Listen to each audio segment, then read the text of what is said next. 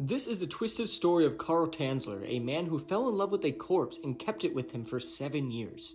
Carl Tanzler was a radiologist with an unusual obsession. He believed he had visions of his true love, a dark-haired beauty he hadn't yet met.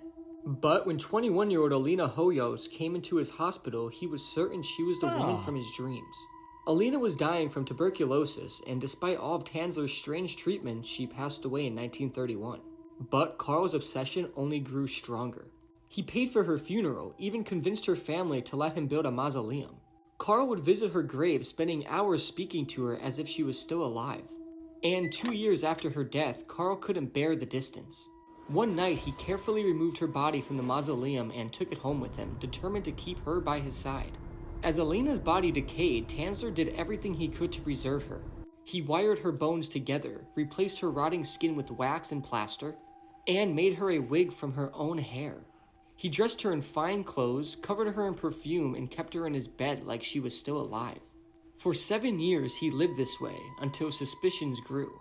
In 1940, authorities finally investigated his home and found Alina's remains, mutilated by his twisted preservation attempts, lying in his bed. Carl was arrested, but shockingly, he was never punished for his crime. Some people, twisted as it may sound, saw his obsession as a tragic love story.